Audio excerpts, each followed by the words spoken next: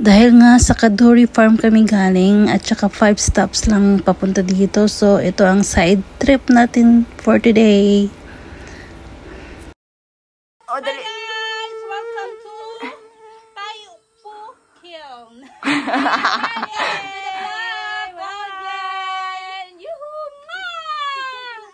From Taipo Market bus station takes 64k. A light at Tayum bus stop and then just follow this road, guys. Tayum road till the end. Ito naman pala Pinglong Road, oh. Pinglong Road. Tayum Road. Ah, sa loob pala to.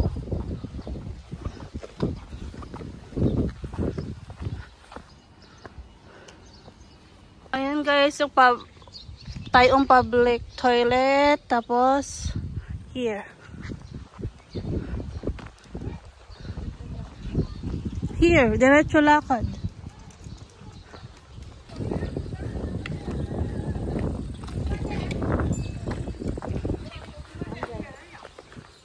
Ayun eh. Ayun yung, parang may, ayun yung may ano.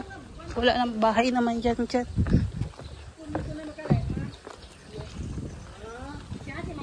Ayan guys, yung bahay na black.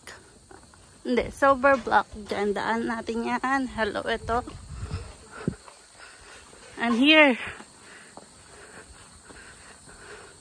Ano naman kasi yung Google?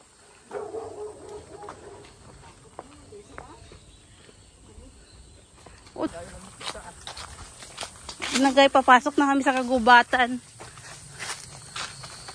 Yung, alam mo yung tunog na yan, ibig sabihin hapon na talaga. Late na. Ano?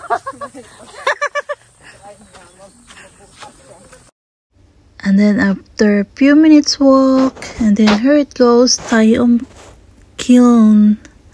Alam niyo guys, paniniwala nila it was built over 100 years ago. Itong kiln, ginagamit nila para gumawa ng pots and porcelain. Imagine that, ayan pa siya, nakatayo pa talaga. May zombie!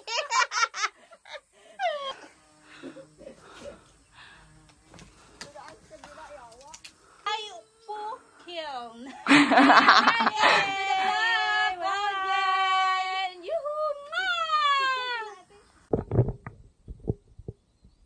Hi, Ems. Hello, teacher. Hi. Hi, Ems. Hello, teacher. Hi.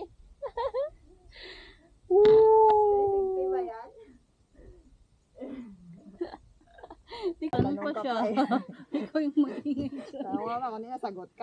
Ito guys, yung Tayum Road. Ayan, public toilet. Just walk straight till the end. Yan ang start and then turn left. Yan ang kiln. Kami pabalik na.